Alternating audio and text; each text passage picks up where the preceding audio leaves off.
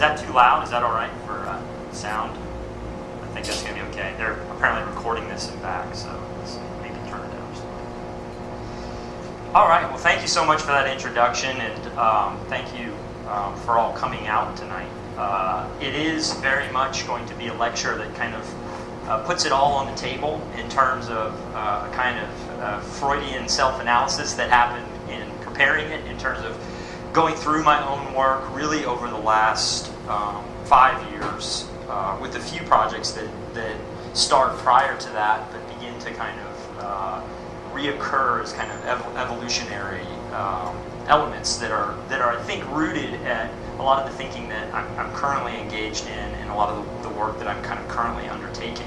So tonight will be a kind of whirlwind, a kind of show through a lot of veins that some I will skip through very quickly, some I will sort of try to slow down and maybe expose a little bit more, and again try to paint a picture, I think, of maybe a kind of schizophrenic method of working, of issues that are interrelated and co-related, but independently pursued through diverse media, diverse kind of forums, riding the line, I think, between academia and practice, between kind of research and application, between kind of material and immaterial. So with that, the lecture is entitled "Matter is the Substance of Everything That Exists," and I've become kind of growing or increasingly interested in the idea of the lineage of words and what they mean and where things really begin to evolve in terms of language. And matter is really the kind of beginning when we think about material. It's kind of the beginning point. It's the sort of first identifier. And again, it really actually only dates back to about the 13th century. Before that, it was materia as a kind of word, which meant, again, the substance from which everything exists. And it's often used as a term in historical texts that equates now to either stuff, which is not very descriptive, or wood, because that was basically the material that everybody was using. So the idea of matter is something that is it interests me a great deal. And I'd kind of like to set the stage by just reading a brief quote from an Alexander Spirkin's text on dialectical materialism. And he says, "Matter is everything that surrounds us, that exists outside our consciousness, that does not depend on our consciousness, and that is or may be reflected directly or indirectly in consciousness. All the sciences study certain properties and relations of specific forms of matter, but not matter in its most general sense. The philosophical understanding of matter retains its significance, whatever the discoveries of natural science. Moreover, matter is the only existing objective reality, the cause, foundation, content, and substance of all the diversity of the world. Matter manifests itself in innumerable properties. The most important are objective existence, structural indestructibility, motion, space, time, reflection, and information. These are the attributes of matter. That is to say, its universal, intransient properties without which it could not exist." So for me, I think matter and material start to become kind of commingled terms, and I think matter, material, and architecture become commingled terms. So let me try to give you a little bit of a orientation to how I try to organize the lecture. The first is I actually, for the first time, really tried to do a non-linear process to the work, but rather try to pick up on diverse themes. So to give you in this kind of blurry basis here, there is a kind of chronology that tries to occur and give you a kind of relative position to where the thinking was happening chronologically. Occasionally it spans a long period of time, as lots of architecture does. At other times it sort of starts and stops in terms of opportunity and interest. The sort of 4 chapters are really the themes, which I think will sort of try to set up the conceptual underpinnings, kind of open the closet doors on the kind of thinking and the issues that are embedded and at the foundations of the kind of investigations. And try to give, again, a kind of general perspective of where my interests lie and how my practice and my teaching begins to try to develop a very specific sensibility towards architecture. The second will be kind of concurrencies, and I use the term concurrencies in trying to think of veins or kind of traditions that begin to occur in the work. Some of it is programmatic or typological. A lot of the concurrencies actually deal with one of the kind of fundamental issues in my work in terms of opportunities in the early work, at least, of domesticity, but tries to trace a kind of evolution. So that might be the kind of direct, most easiest kind of lineage to sort of perceive. The third is kind of descendants. This kind of aggressive guy here, I like him. He lives where there is no light in the ocean, but is somehow a derivative of the kind of conditions that exist. So it goes back to the earlier themes. It's not as neatly packaged. It's a little bit rawer in terms of things. Sometimes the kind of unraveling, fraying edges of an idea, more so than the idea itself, but I think important to include. And then finally, the kind of mediums, the idea of material as a final object, but also the issue of a kind of representational, conceptual, or process-based object, i.e. the method through which we think and work as architects being equally important and considered. So, with that, let's get into some of the themes. So, the first theme is this relationship between media and material. For a kind of lack of better images, the kind of color bars on the left and a shot of a kind of local parking garage wall on the right. The kind of patina, the kind of grain, the kind of texture, the kind of visual reading and optical kind of perception. But more importantly, again, this role of the way in which we represent and think, and the way in which we build and make. So somewhere between the tangible and the intangible, the material and again the immaterial, the representational object and the object itself, this is where the thinking again kind of goes back again to the thinking of where these words come from. Media coming from medium, which again actually in its original definition was the substance through which something is conveyed. So this idea of conveyance versus existence is, I think, important in my work and thinking. Parallel to that is the idea of the physical process as being an indelible kind of mistress to the material itself, to the way in which we work. On the left, obviously, one of Michelangelo's Bound Slaves. On the right, William de Kooning's Woman 1.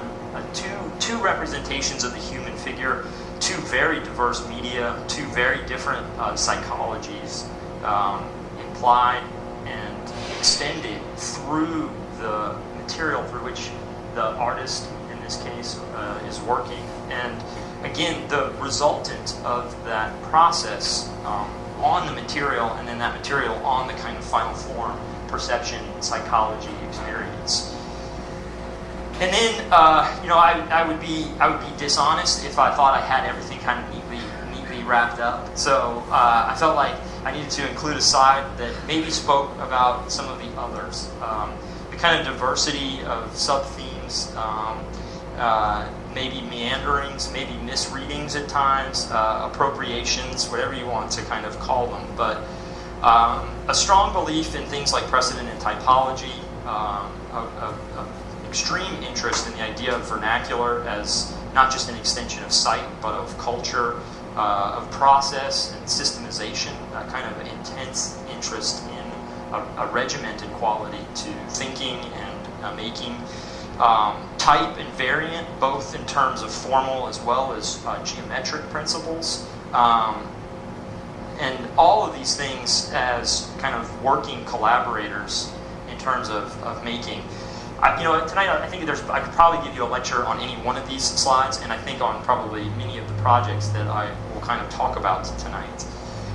The last project, or excuse me, the last sort of introductory thematic slide, which reads better on your screen, is a kind of working diagram of my own kind of perception of kind of hierarchy of conceptual, or I guess I should say non-hierarchy, but maybe a mapping of some of the conceptual issues that come into play when making clustering in terms of family, in terms of sequence, but also beginning to develop a kind of kit of conceptual parts that begin to derive, again, not just the artifact, but actually derive the method as a kind of intrinsic collaborator. So this is kind of an ongoing thing. It's never really fixed. It's kind of where things are now in terms of some of the very later projects that I'll show you tonight.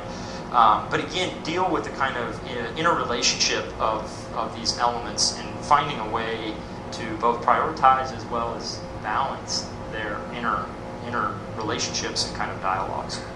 So, concurrencies. The first kind of concurrency I want us to really start with, or the primary concurrency I want to talk about tonight, is really the issue of domesticity. As a young practice, initially a lot of the work that I was offered was really on the residential scale, and my interest came from actually 3 projects that really arose simultaneously.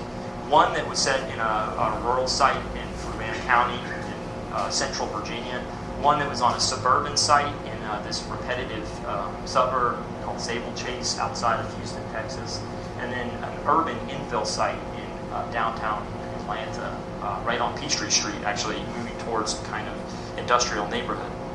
And these 3 houses, again, came at the same moment and offered the opportunity to really begin to conceptually try to develop a method for dealing with the topic, and then beginning to, the topic and theme of domesticity, and then begin to adjust and calibrate that relative to the specific conditions, client needs, spatial, historical, contextual, climactic, etc.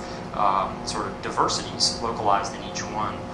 The urban house, which I won't get into these too much because I want to move quicker through things, but developed as an idea of the built envelope and the kind of deformations in that envelope, how you could begin to displace program that would have a ramification on that kind of outer skin, and allow for a sort of singularity to the very simple space through a series of sort of suspended living trays.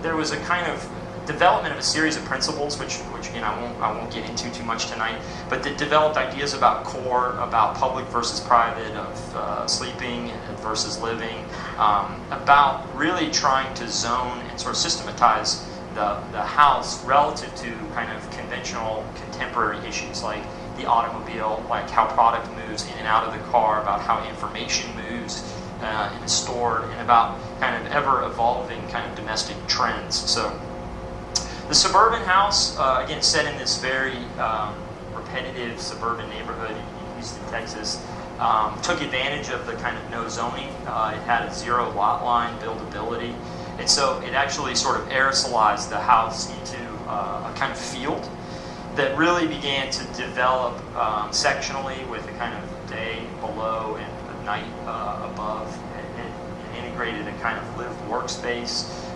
again with the domestic spaces, and developed a street facade that dealt with, you know, how the guest related to the house, how product moved into the house, utilities, how you know, the pedestrian would engage versus the vehicle, and how these things became emblematic of, again, the products that we purchase in the house and display in the house, but also spatially trying to deal with, again, the opportunities of creating a kind of fluid field within which the kind of diverse cycles of life could begin to occur.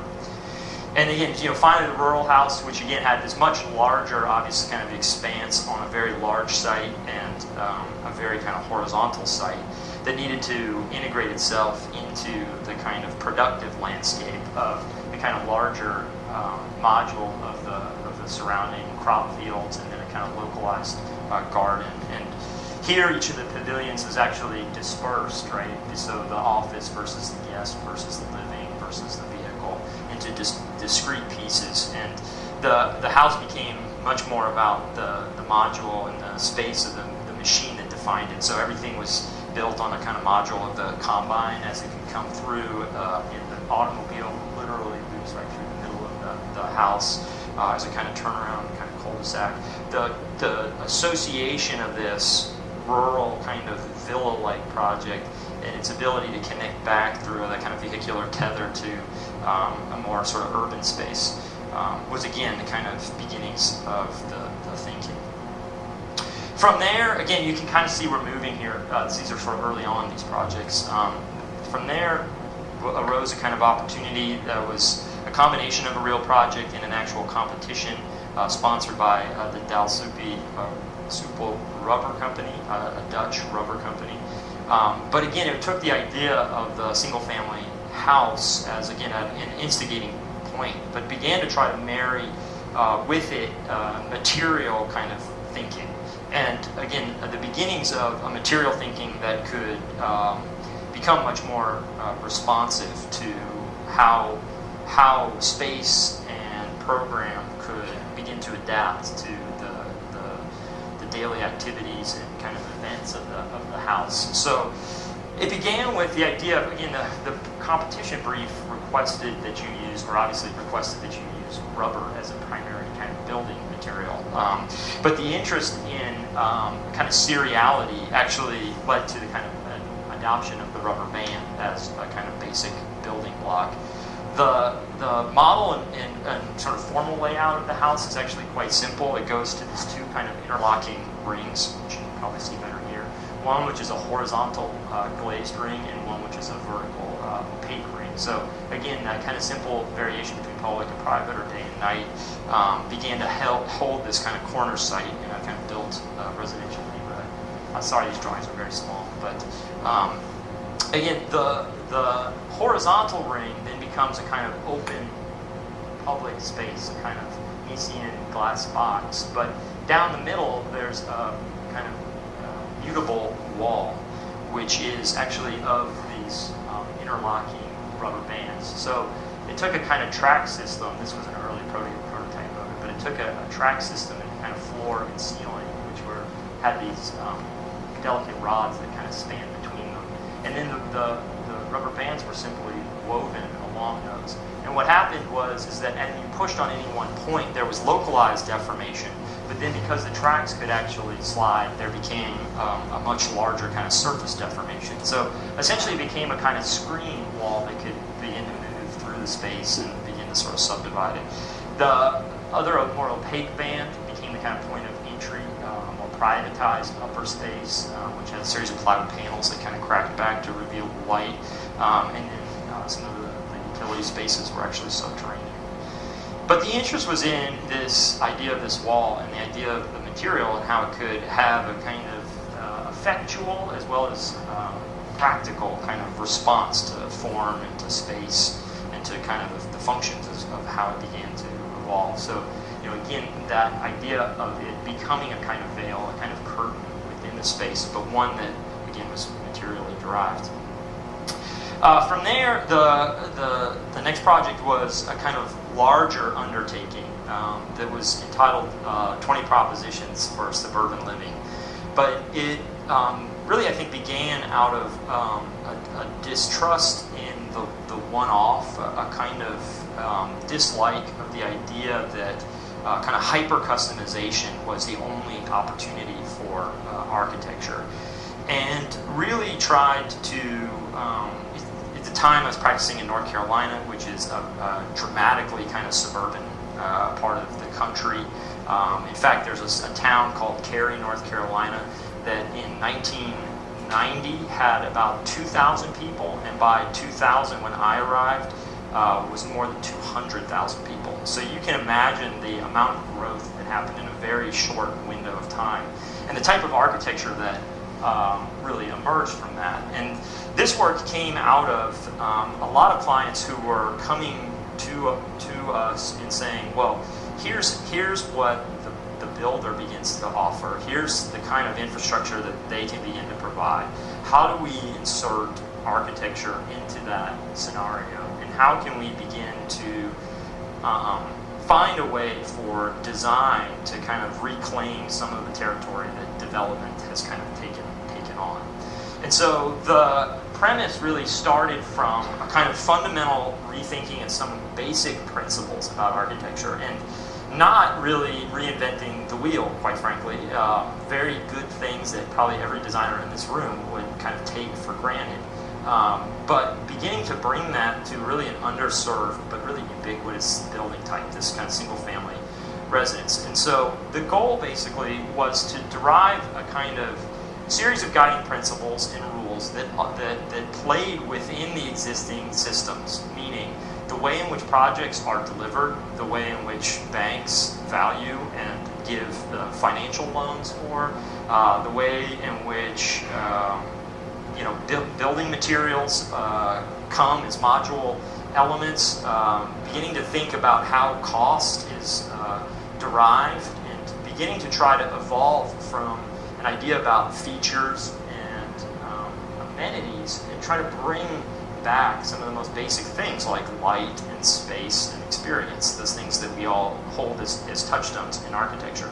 So, beginning to develop principles about zoning, beginning to think about how, from the typical house, how can you begin to improve from, the idea of experience, of engaging space, of dissolving perimeter, of engaging interior and exterior, thinking about how we phase, as opposed to dealing with the idea of a starter home, what kind of home you have your family in, and then your retirement home, actually beginning to build an evolutionary model that allows for phasing in place.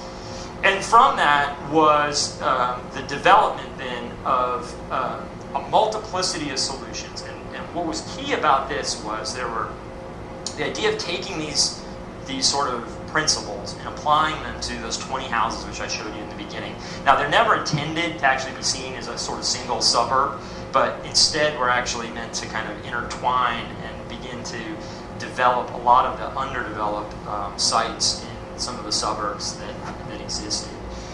So what was done was 20 were sort of taken through kind of quick evolutions or basic kind of design evolutions.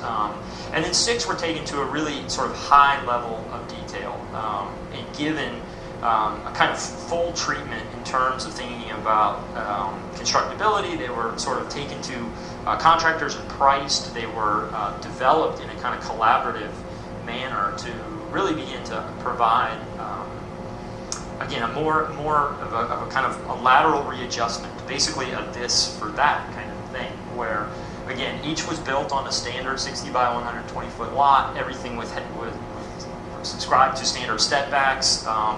It dealt with off-the-shelf materials used in full modules, so everything is built on a 4-foot module to reduce waste. It uses standardized roofing, and so again, everything was basically tried to take on the same constraints, and so they stayed within the same, which by LA standards seems shocking, but $150,000 price range, including land, and developed again the idea of different spatial conditions depending upon their scenario. So I'll just run through some of them very quickly. This was the program house. Again, I showed the idea of phasability over time.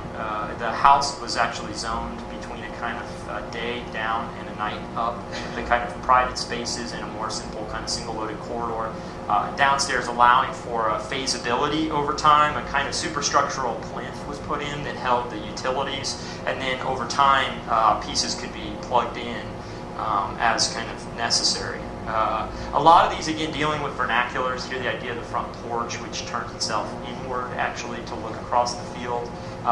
Dealing with the idea of connecting to the outside and really trying to get spatial connections that allowed for a kind of expansion of more minimal square footage spaces across a much larger spatial field.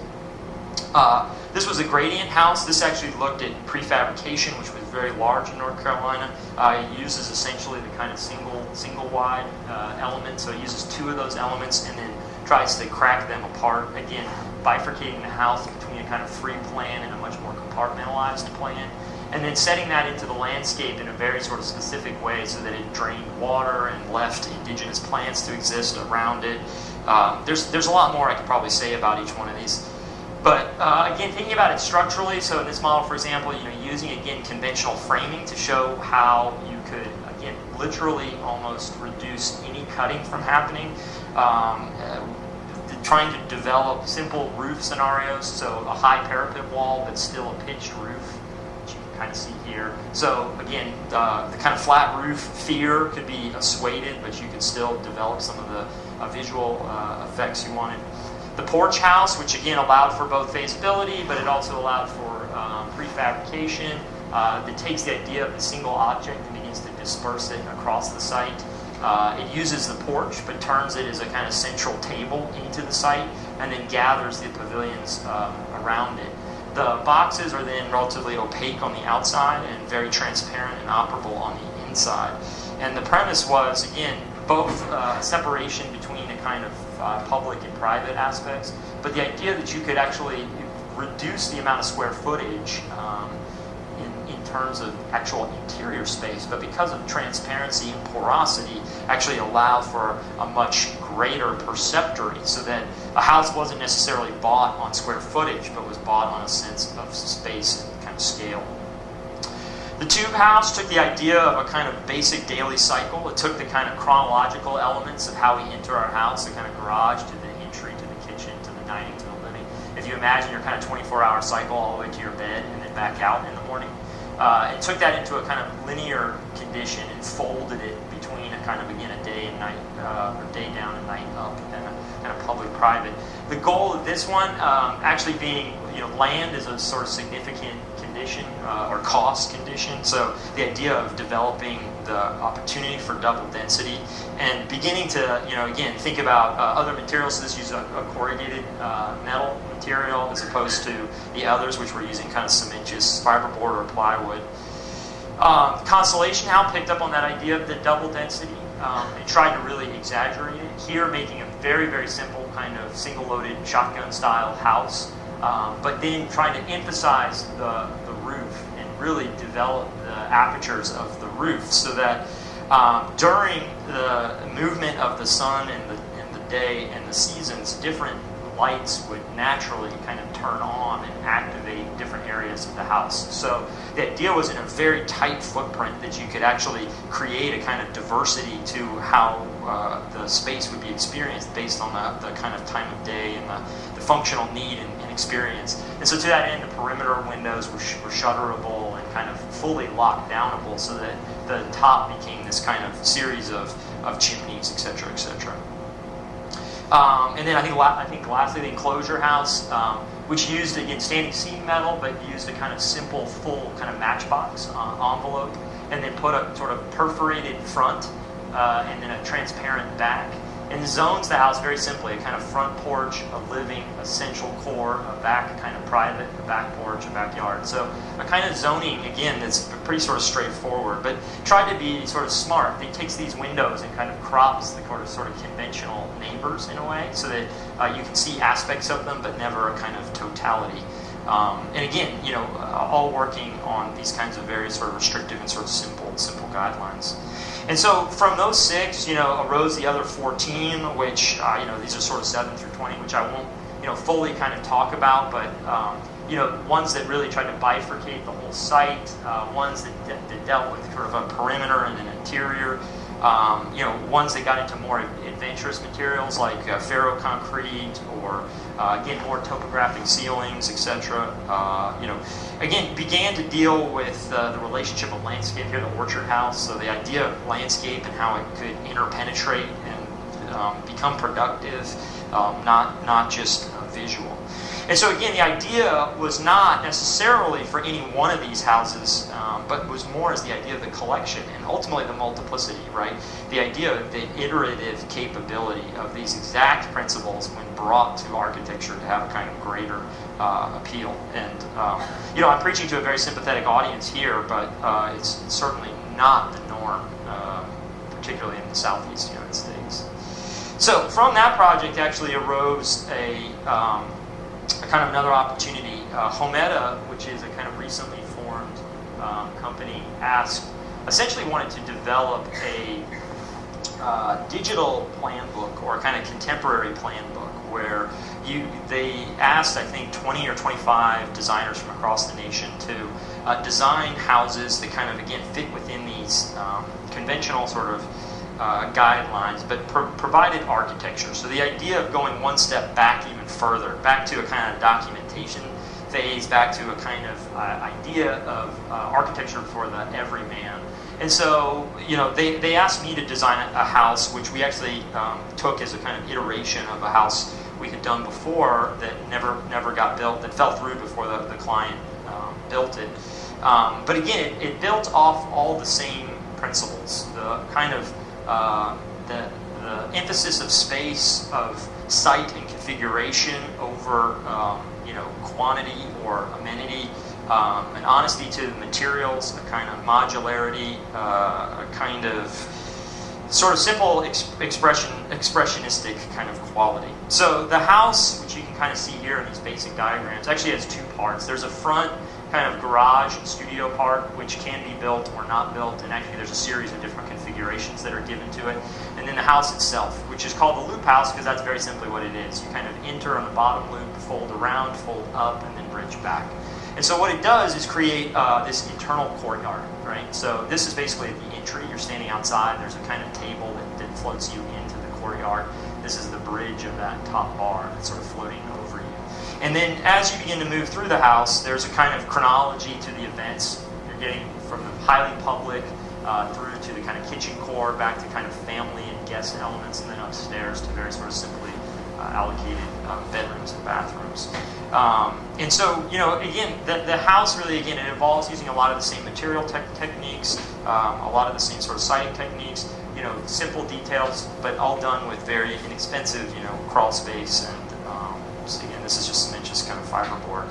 But the idea of here, you know, engaging in the screen porch, you know, engaging some more climactic issues and more environmental issues. So a lot more sophistication in terms of water retention and placement, and more efficiency in terms of some of the amenities that it offers.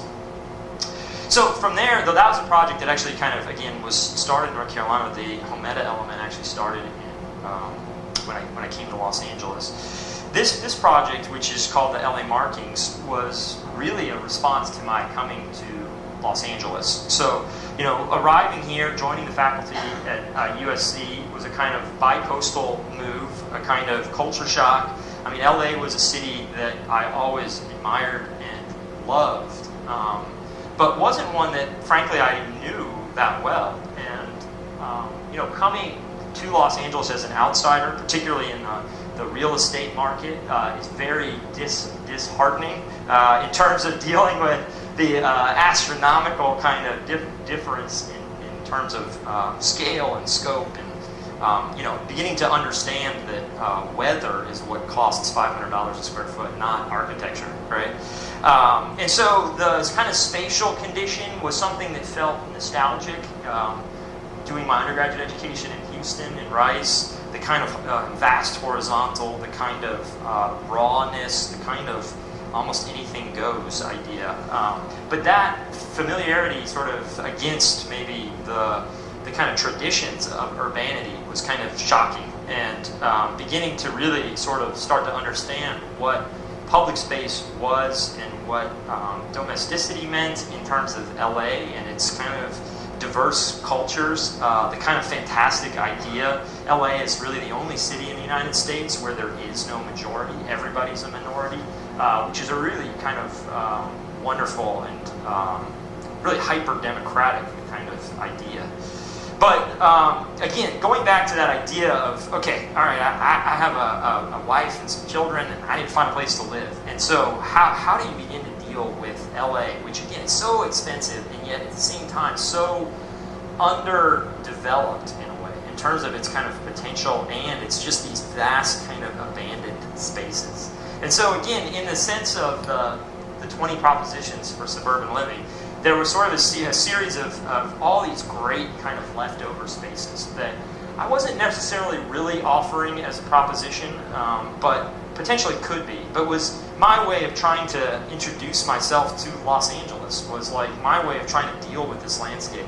And so I call them the LA Markings, and I use this kind of graffiti kind of technology because I feel like or vernacular, because I feel like there was sort of a series of little buildings that I designed for these various conditions in the LA the city fabric that were like my graffiti. They were not meant to be permanent. They were, again, maybe a little bit of a rebellious kind of condition, but one trying to understand these sort of scenarios. And so, again, lots of these things were identified. A few of them were kind of developed. This first one was dealt with the interior cone of the Lifeguard Tower. So it took this very beautiful kind of Lifeguard Tower here, just on the end of Marina Del Rey. Beginning to understand the neighborhood, beginning to understand the kind of culture of things, but dealing with the idea of the anterior cone, right? If you go to the beach on a really busy, weekend day, right? There are these massive kind of triangles that nobody wants to sit in, right? Because they're right behind the Lifeguard Tower. You can't actually see the beach, and there's sort of this leftover zone. And I was like, well, man, this is a great, I'll sit behind the Lifeguard Tower. So it was the idea of how do you sort of slide something in there, right? So this kind of strip of land from the beach through the tower to not affect its infrastructure, but to allow for these kind of parasitical relationships. And then, again, to always kind of give something back. So a kind of domestic face that deals with ideas of bending views back in. And then a very, very public side that tries to give back more to the community and kind of local things. So public bathrooms and billboards and outdoor showers and trash cans and stuff all get sort of smeared along the side of the house. Infrastructure, so like your helipad for the Coast Guard and things kind of land on the roof. But again, these kinds of outdoor elements that could begin to happen on one side, vending machines, things that actually might benefit the kind of greater public from this object being there. And then a kind of domestic interior world, right, that creates a little courtyard between the kind of two ends of the building. This one was under the power lines. This is actually right in Culver City, but uses a kind of massive sort of swath left by the power lines, typically either used by public storage or local nurseries because of the health concerns over the electromagnetic, radiation that comes off of the high power lines. And so the house tried to evolve itself as this hyper-extended line and then deal with the idea of this health issue through this massively thick, like 8-foot thick, lead-lined concrete roof. And so it developed this really, really heavy top, right, that has a kind of, again, a sculpted underside. So a series of kind of niches and elements that begin to develop the underside, while the interior remains very, very open and kind of transparent. A kind of shielding wall on one side and a kind of glazed wall on the underside. But again, like a horseshoe crab, when you lift it up, that kind of underworld, that kind of expressive belly and the kind of world that exists beneath it and how you can position it there.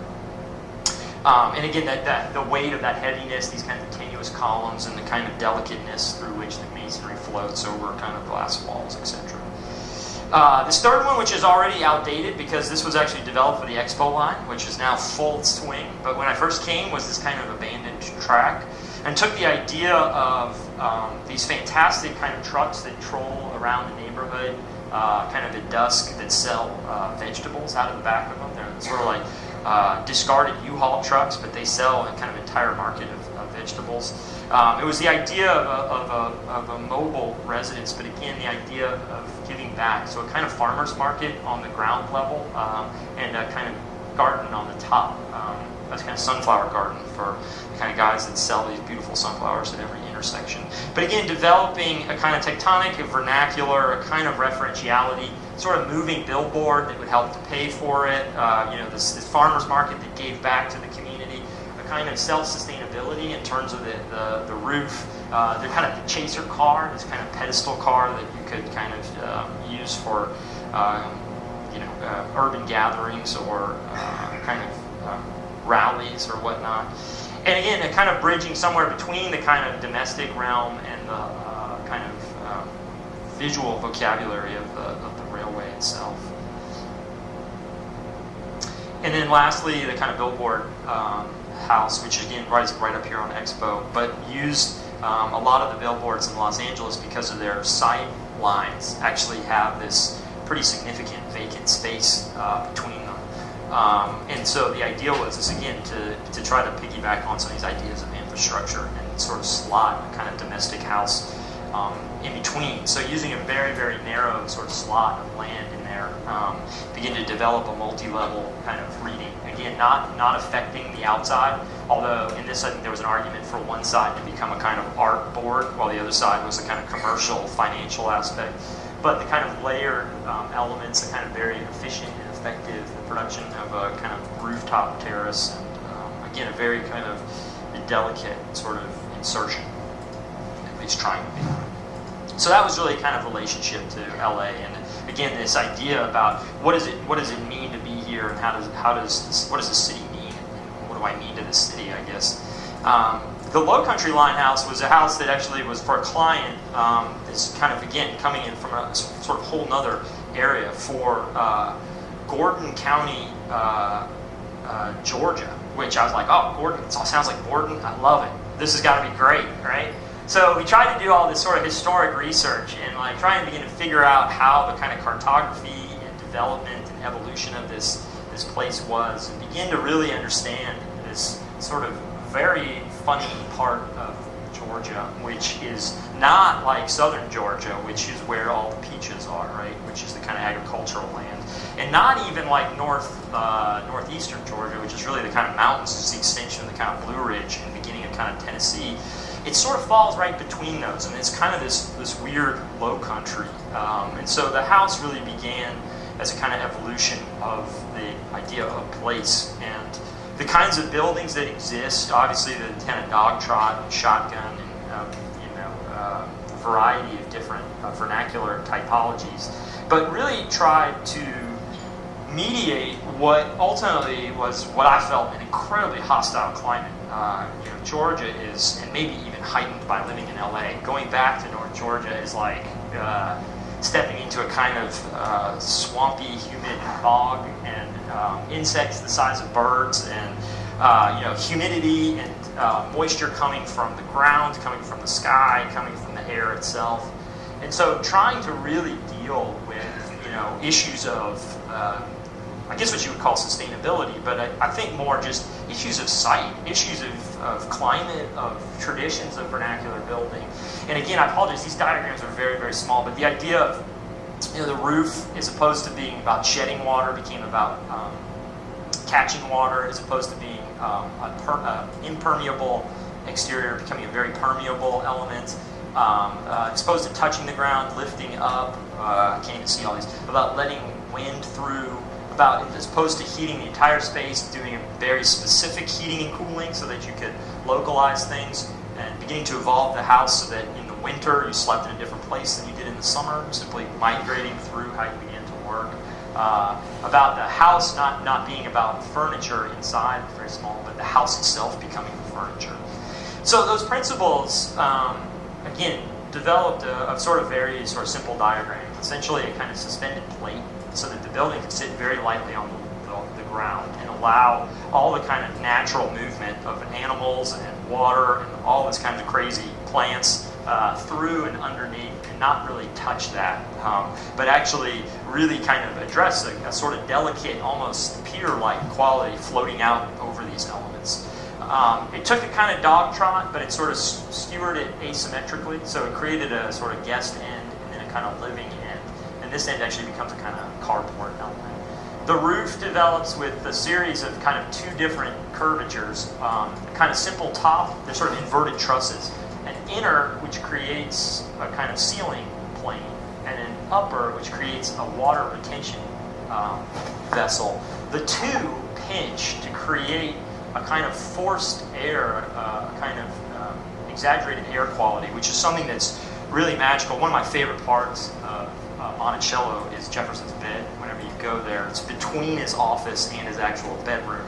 And it's built into a thickened wall, and he drops the ceiling. And the whole point is when you open the opposing windows, not only does the air move through, but because it has to go through a smaller opening, right, that air has to accelerate. So he basically was naturally cooling himself, right, with the fan just through passive activities. So the idea was to pinch that ceiling, and then at each one of those nodes actually allow that air to get caught and get drawn back down. I'll show that in some sections later on. So some small other diagrams of structure. The perimeter then also began to develop as a kind of multi-leveled surface. So a series of operable plywood panels then began to evolve so that you could slide them up to shut that wind down or slide them down to give you privacy. So a kind of shutter system, because this was going to be a second home, the ability to shut it down when you walked away.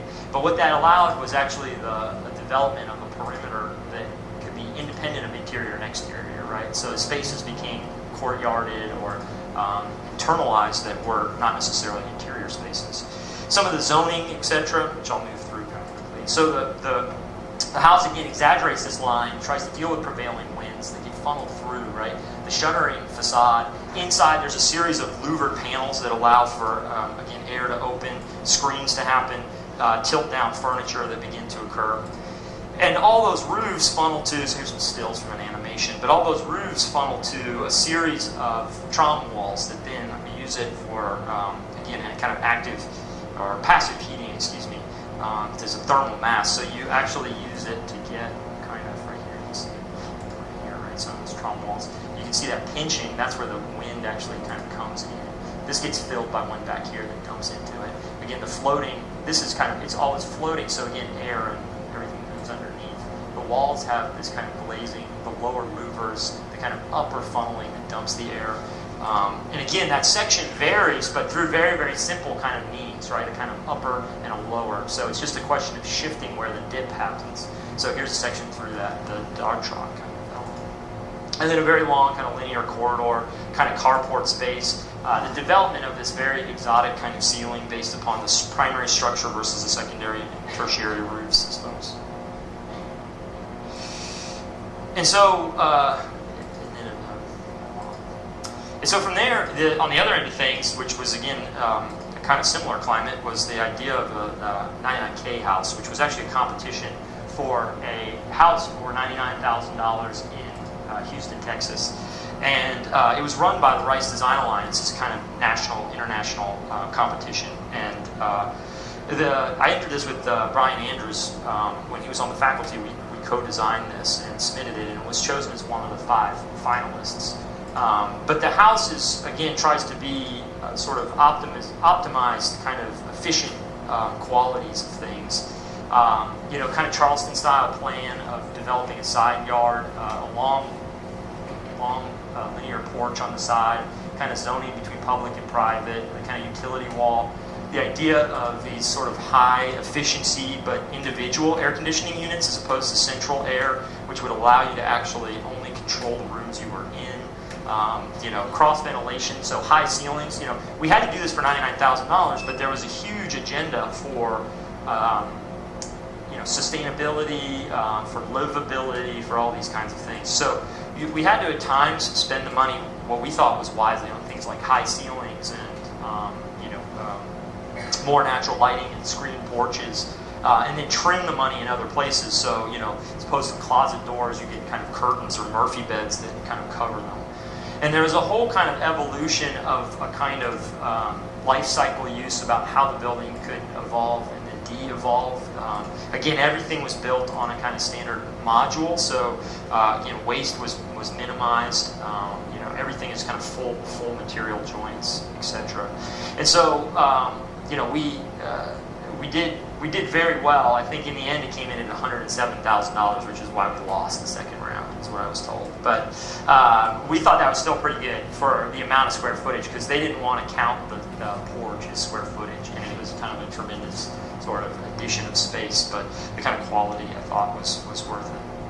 And then I think maybe lastly, or maybe not quite lastly from this section, was the Borden Family Foundation, which has been a project, if you look at it, it's been like on and off for the longest time. It's actually really a wonderful project, but it emerged out of a very sort of sad circumstance. The Borden Family Foundation, or Borden family itself, actually made its wealth in the Pullman cars. They actually designed and manufactured all the coupling technology for the railroad, and so they obviously made a great deal of money. And they had a son who died early in life, and his interests were in writing and in the American West. And so when he died, they wanted to set up this Borden Family Foundation, a kind of Western Center for American Studies on a very, very large, several thousand acres in a very remote part of Idaho, actually. And it was to be a place where you could do a kind of artist in residency, where writers would come. You could only get there by horseback, and you would spend several weeks or up to several months only in the summertime, because it was simply too remote to get supplies to in the wintertime. And live. So there were a series of living units and then community units for these three different sort of artists that would come at a time, and then a pole barn. So these 5 structures, again, became a kind of premise for the place. And so the idea was to build a very sort of simple table to leave the kind of rawness of the landscape, which has all kinds of natural systems to it that we didn't really want to displace. And then in relation to that table, begin to set a series of objects. And the objects, it became really, really important for these objects to begin to adapt primarily to the seasons. The idea that this would be used for 3 or 4 months out of the year and then shut down for the remaining 4 to 8 months became really, really important. And so all of these began to use the kind of family technology, a kind of simple changing, to begin to develop, again, a mutability, a kind of open and closed. And so each pavilion began to develop its identity based on the way in which it did that. So the flip pavilion actually flipped up to have a kind of canopy and a lower deck, and then become a very kind of transparent object. The slide pavilion used these kind of massive walls to slide off and give a very kind of transparent building.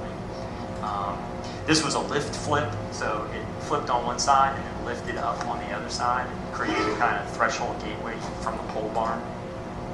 And then the kind of community building actually kind of pivoted open and such. And so each little house had a kind of self-sustaining small kitchenette and such, and the community office or community building was to have couches and library, et cetera, et cetera. So this kind of comes on and off on the radar in terms of things, and so it kind of evolves and then stops and then evolves some more. And then lastly, well, not lastly, but right now it's a kind of, I just include because it's sort of an intriguing opportunity, but we have two small additions and a house that the neat part is they're this kind of triangle. So there's this kind of trifecta of houses literally on the same block, and the kind of opportunity for these small things to begin to aggregate. So I can report back on that one later. So that kind of brings through this idea of the domestic issues, and the kind of idea, again, of a sort of specific theme, again, brought through site, material, culture, media, place, environment, and tectonic.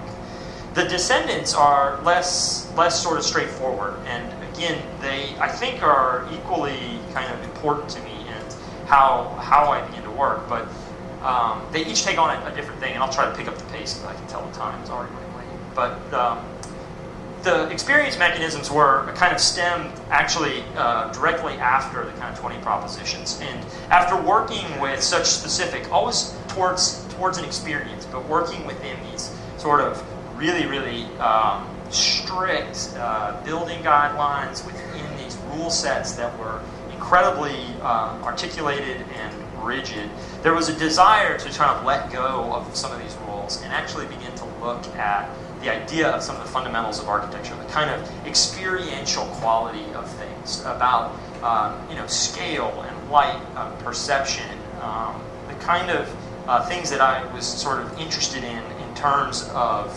the kind of touchstones of architecture and how spatially and experientially you could kind of get back to these things. And so the kind of a client opportunity arrived where they wanted to do a sort of feasibility for a boutique hotel, actually, on the James River.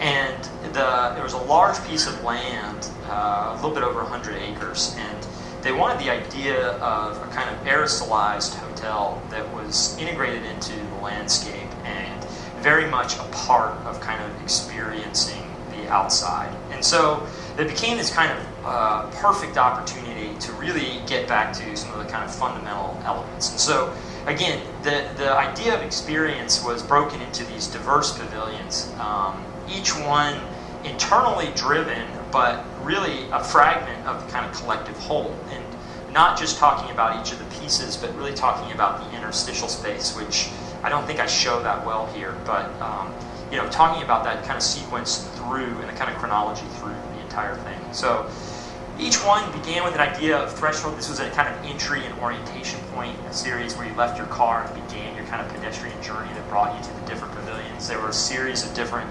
residential ones, different rooms. Some were just for viewing, for light chambers or for spatial experiences.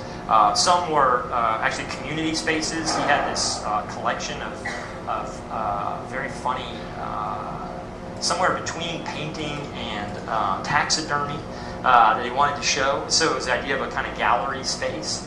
The lean-to, which was kind of the community kitchen space, kind of service side and a non-service side. The kind of community dining, recreation hall, the kind of lodge hall. Again, each one coming out of a sort of different idea about iconography, about view, about space, about experience, really, on a kind of fundamental level. And the kind of interrelationship of each of these fragments, again, back to this kind of sense of the body, sense of place, sense of land, sense of kind of relationship. Here's a quick installation. From there, though, I was, at this time, was given the opportunity to be the artist in residence at the Chinati Foundation in Marfa, Texas. So if any of you are familiar with Marfa, obviously it's kind of most known now for Donald Judd. It's where they filmed the movie Giant. So it has this legacy of Elizabeth Taylor and James Dean and all these other things. But Judd saw the town when he was in the military and was crossing through West Texas on a kind of railway. And he remembered it from his youth. And when he became a very successful and thus very wealthy sculptor in New York, and he decided that he wanted to really develop a place where he could show work. He had a very different attitude about the museum. He didn't believe that a museum should be one of everything. He felt a museum should be dedicated to one artist, and that all those things should be installed there in a kind of permanent condition. And if you wanted to see that artist, you would come to that museum, as opposed to getting a sort of sampling everywhere. You would come to this one place, which was a little narcissistic, but was also very much about the idea of place and making. And so what he did is he bought this old World War II. It was a prisoner camp. It was a Texas Ranger outpost. It's a 350-acre ranch in Marfa, Texas, which again is in the kind of southwest corner of Texas at a pretty high elevation. The town is very small. It's essentially a kind of ranching town. And he began to first buy this and then buy a series of buildings downtown, including his house, the block, which is, I can't even see it on here. It's right up there. And then he actually, as he began to evolve in life, he actually progressed through a series of ranches. They got closer and closer to the Mexican border and on larger and larger, more and more remote pieces of land.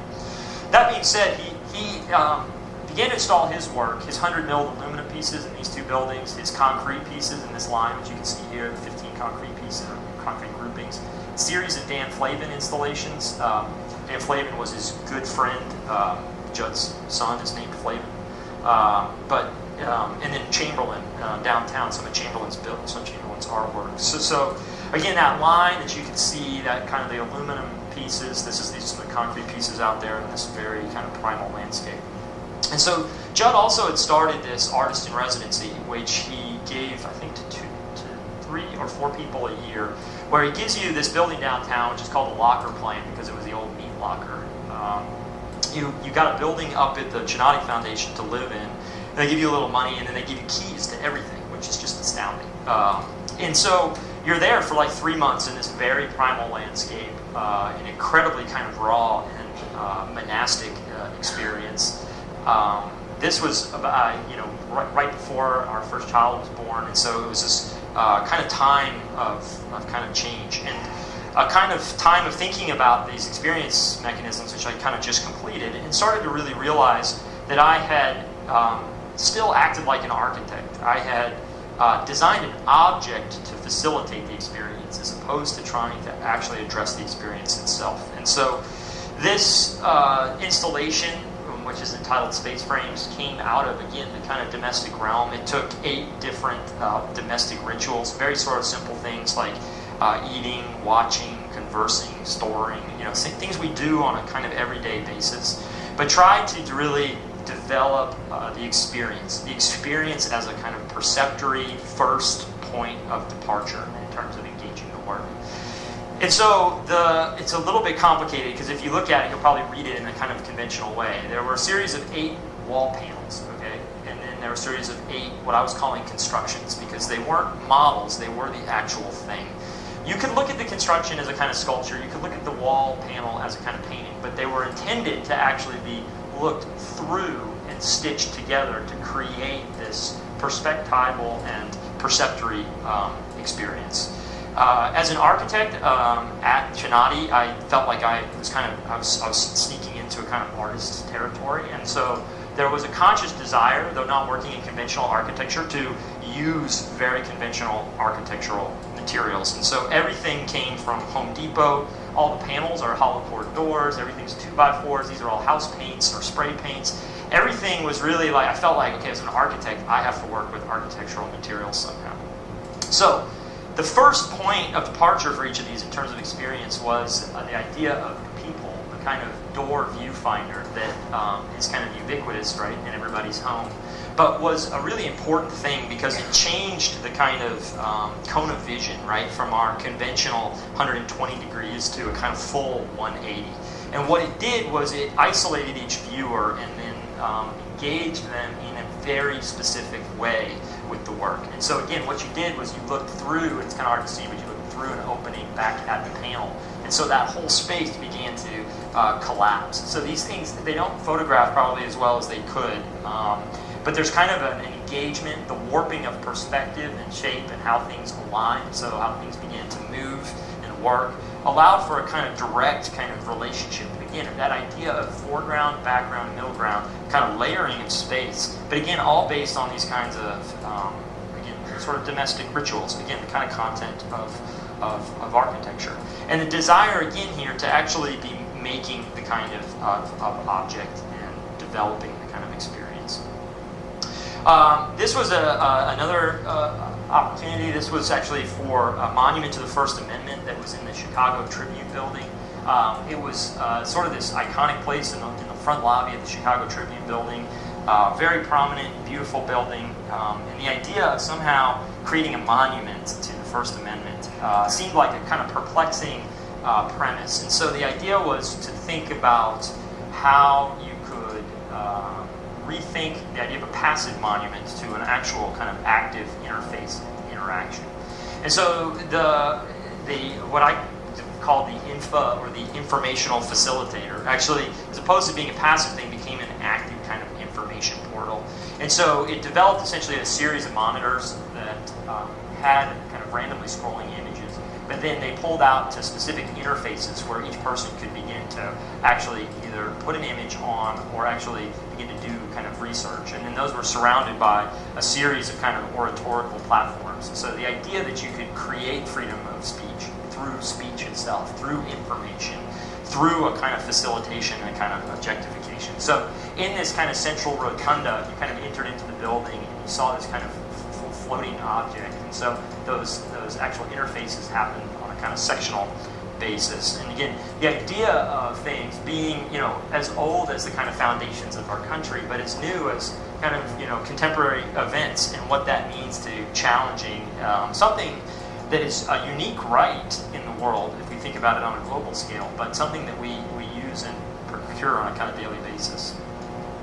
This was for a monument to, another monument to, actually to the 20th anniversary of Seaside.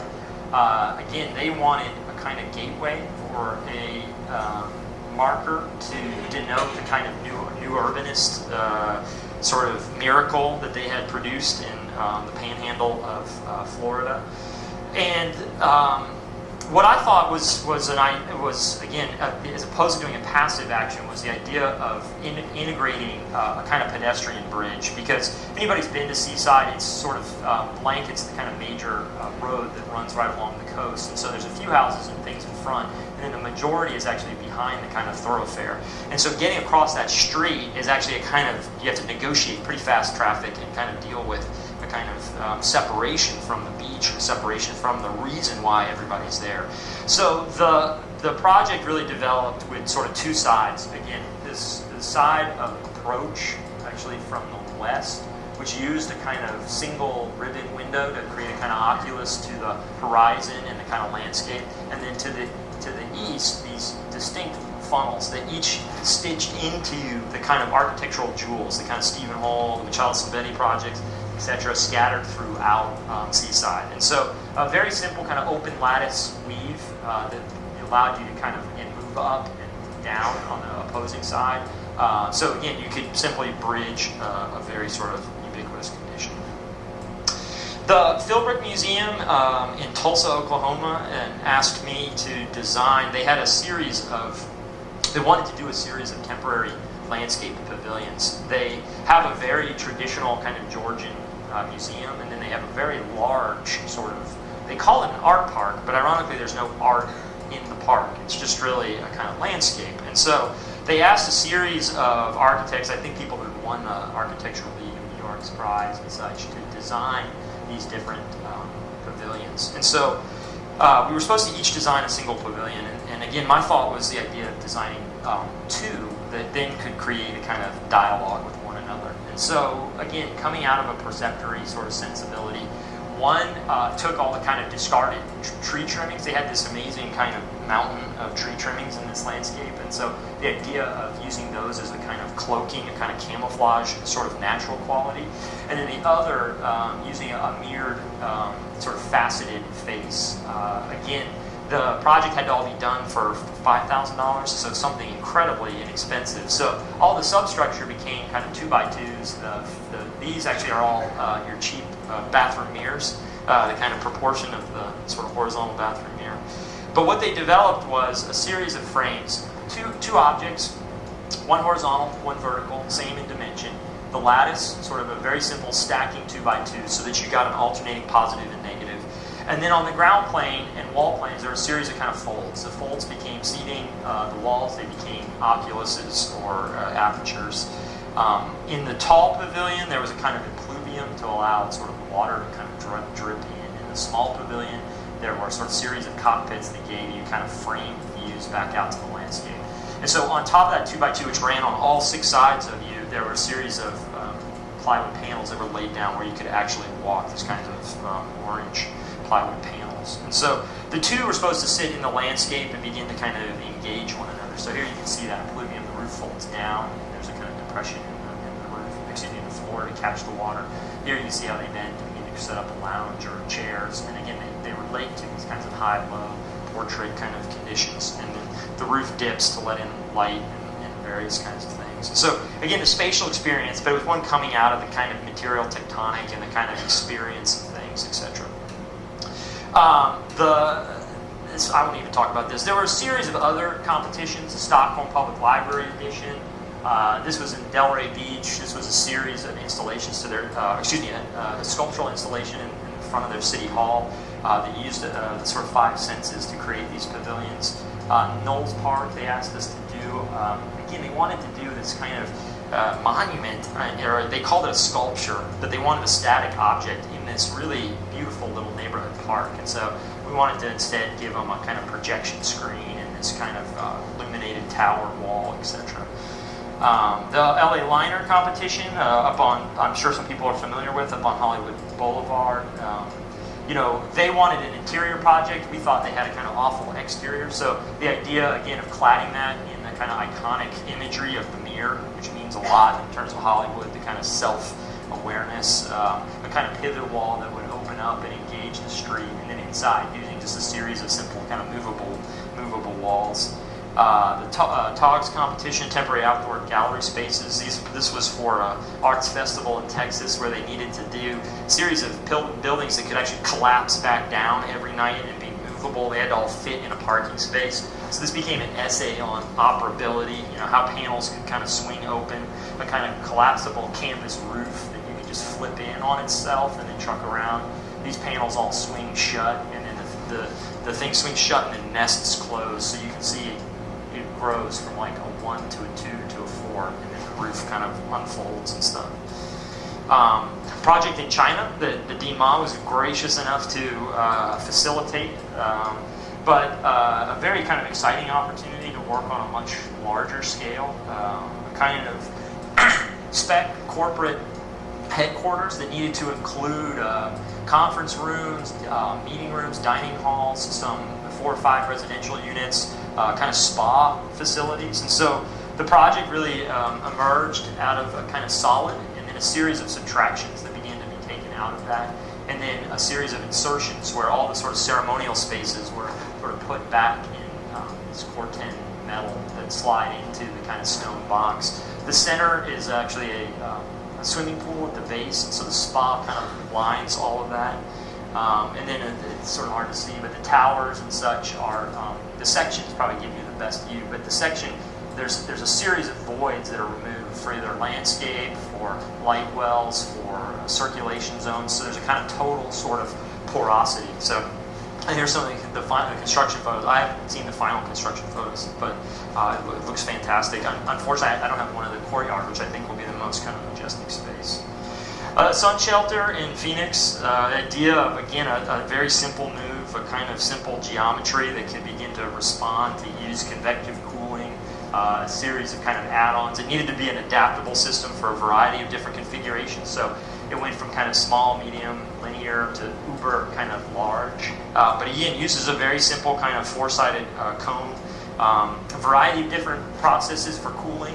One, a misting system that, again, creates a kind of microclimate, and then a kind of dripping, then that water is actually recaptured and then locally waters the plants. There's a variety of different sun angles, so the drape began to produce the shadow line based on the time of day and the bus line that it was on, and a kind of relationship of this system and how it could begin to work.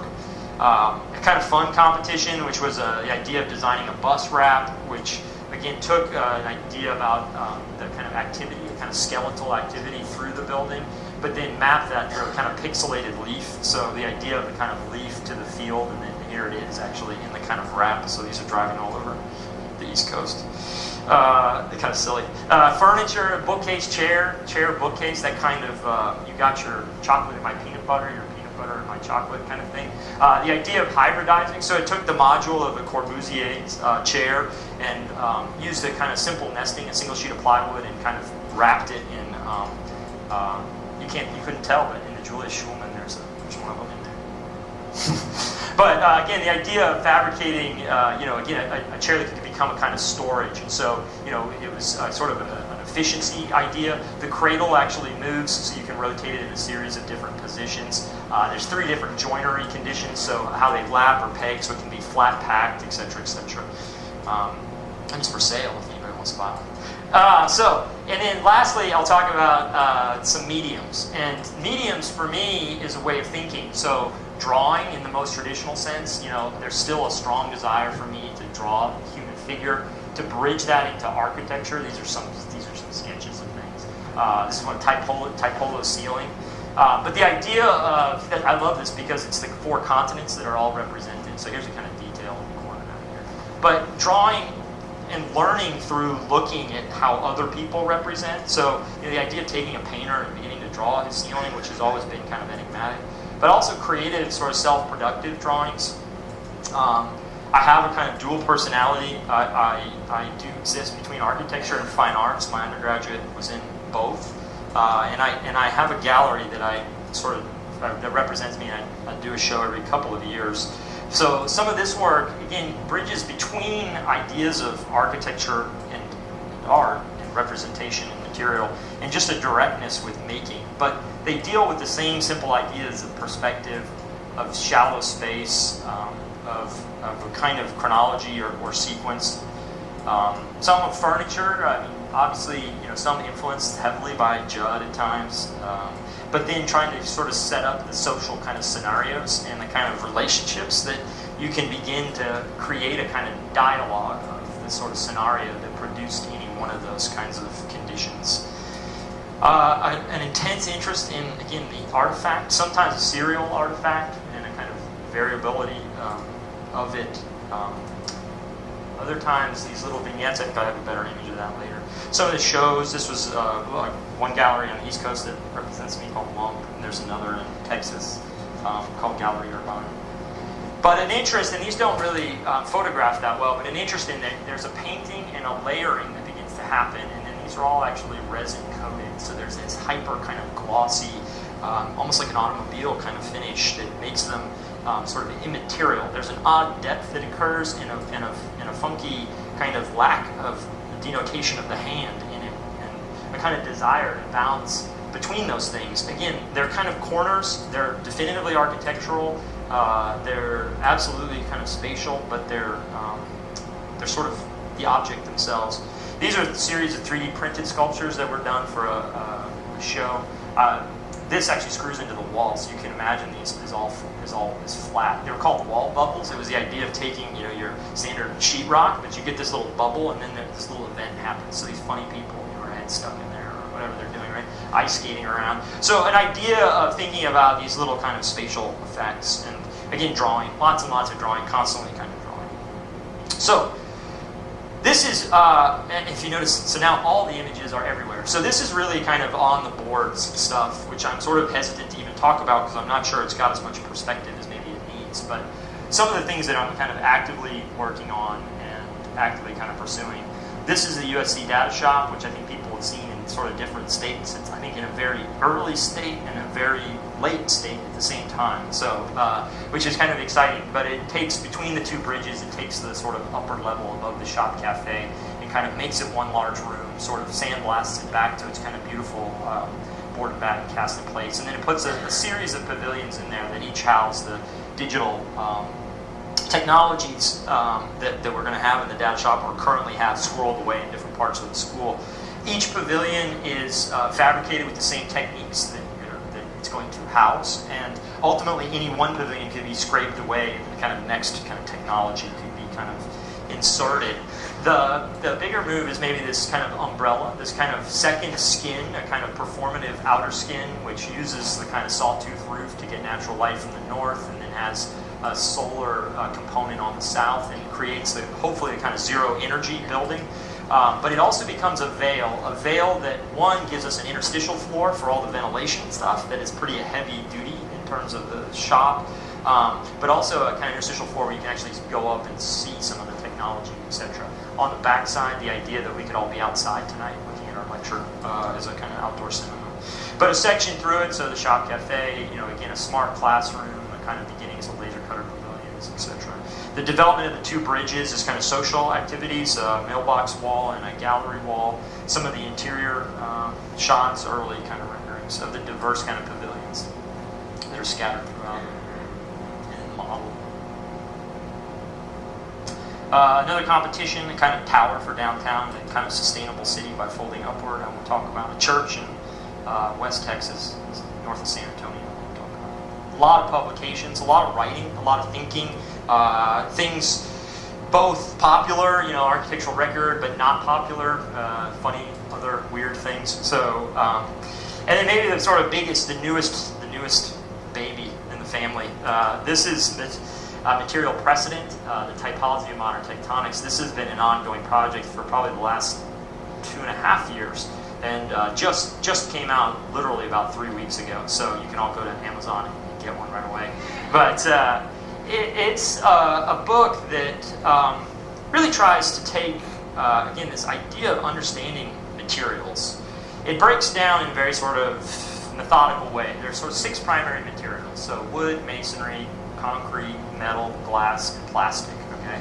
Then it takes 8 case studies in each one of those materials, and it begins to really document and map them. So it takes a plan, section, elevation, axon, and then it goes through a series of kind of lateral diagrams where it begins to try to unpack those things through the whole as well as the piece, all through a material sensibility. It does this in these kinds of comparative spreads. So here's, some familiar faces, some not. And then it does it on a larger scale where it takes the actual diagram and remaps it on the substrata drawing, so you can really specifically begin to understand how that material is used. And so through one case study, those things occur and show the impact of that material, that architects' design decisions on material into detail as an impact on their formal tectonic. Most importantly, then, at the end, what it does is it then takes each case study, each square kind of category across the material. It uses those 8 case studies arranged in kind of chronological order, and it begins to do a kind of unpacking, an accompanying kind of textual analysis that attempts to show the kind of evolutionary qualities. So here, for example, the implications spatially of concrete as a structural material system across these eight case studies, and tries to build an argument for kind of contemporary tectonics as derivative of material decisions, and ultimately form being a kind of really a codependent, despite how we have often disassociated it, particularly in a lot of contemporary work, it is, I think, an essential kind of collaborator. The Material Matters Conference, which we had here at USC 2 years ago, I guess it was, it led to a great kind of compilation and a great conference. But from that, a book that Michael Meredith of Harvard and I are co-editing, and that will go to graphic design this summer and will be out next spring, is called Matter, Material Processes in Architectural Production. But it was sort of instigated by Michael and I, looking at an emerging generation of designers. And so these are kind of all the kind of collaborators. When things happened, where they happened, and really tries to pick the 25 kind of emerging practitioners across the nation, and that work with materiality as a collaborator in their design process.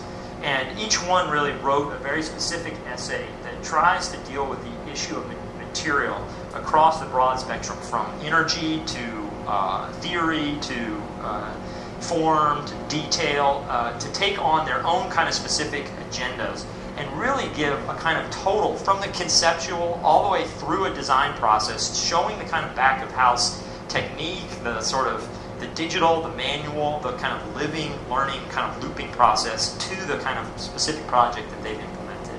And so I think it proves to be a really exciting text. It's still sort of all finally kind of forming. We have great intro essays from Stan Allen and Michael Bell and Office Da, which you can see they're the ones like on the end chronologically, right? But as we get younger, right, we go this way. So the kind of more of an emerging generation, I think, which is now so facile digitally that there's no longer, there's now an intense interest in the physical and how that begins to kind of translate.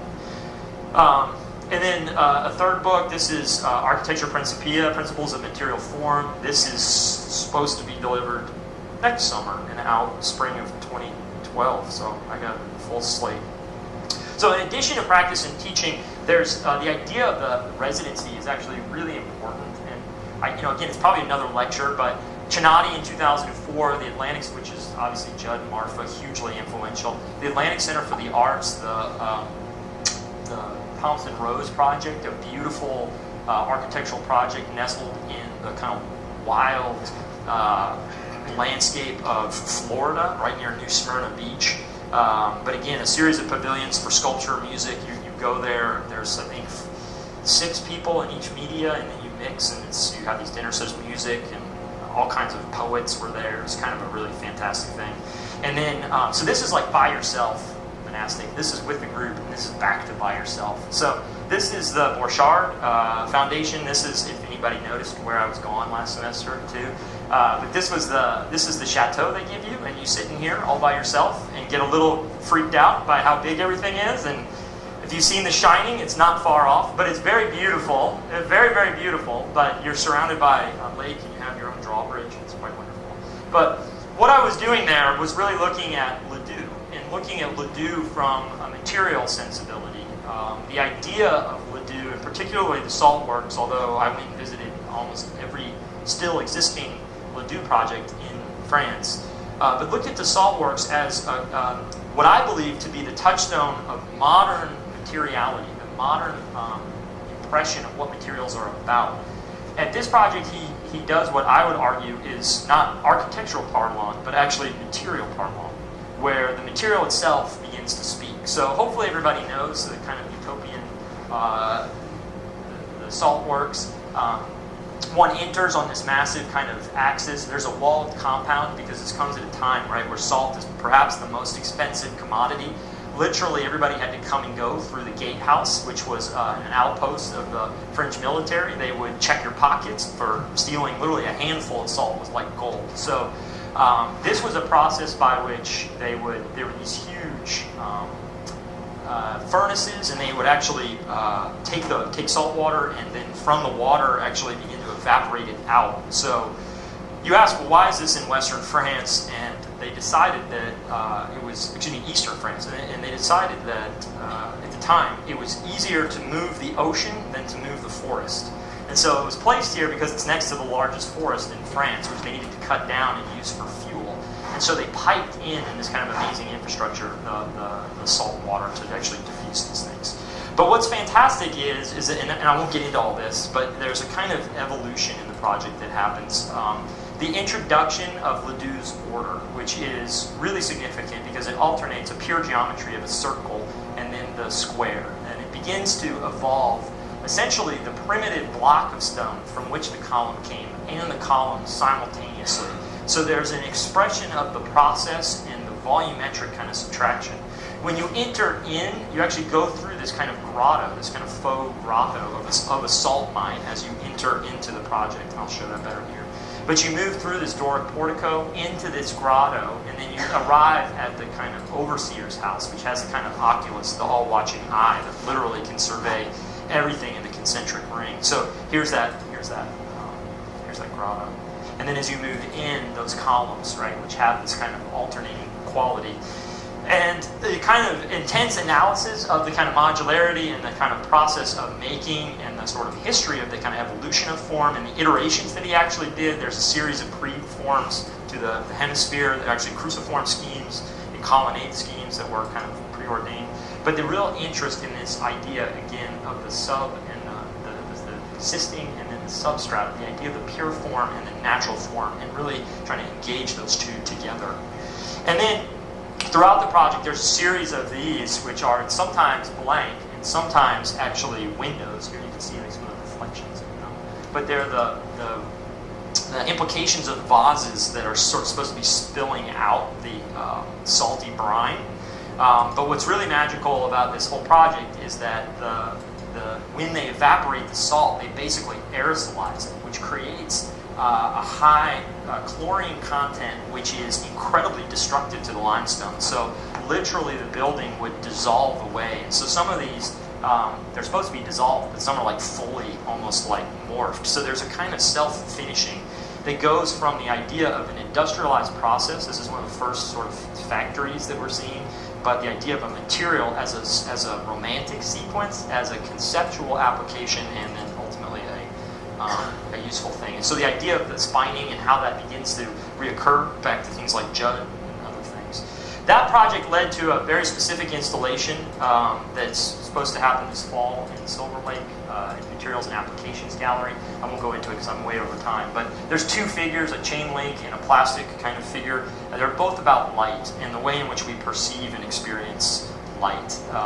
One which is through a projective kind of cast shadow, and one which is through the actual visual, a kind of conical series of vacuum-formed panels. And so, again, the kind of complications of the material and the geometry, working with Bureau Happold and figuring out how these things can actually begin to perform, but developing, again, a kind of experience, again, of being the idea of projection versus actual and the kind of interrelationship.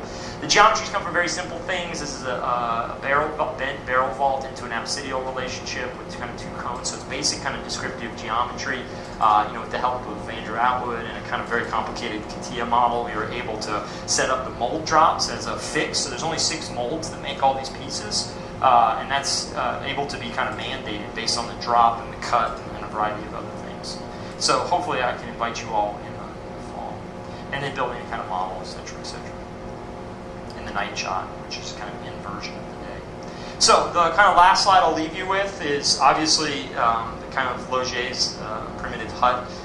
Again, the idea maybe of material as structure, but I think the kind of beginning of material as architecture and a kind of interest in what that means, maybe beyond Laude, which leaves it frame, and the potential for material to really engage space and experience. So, thank you.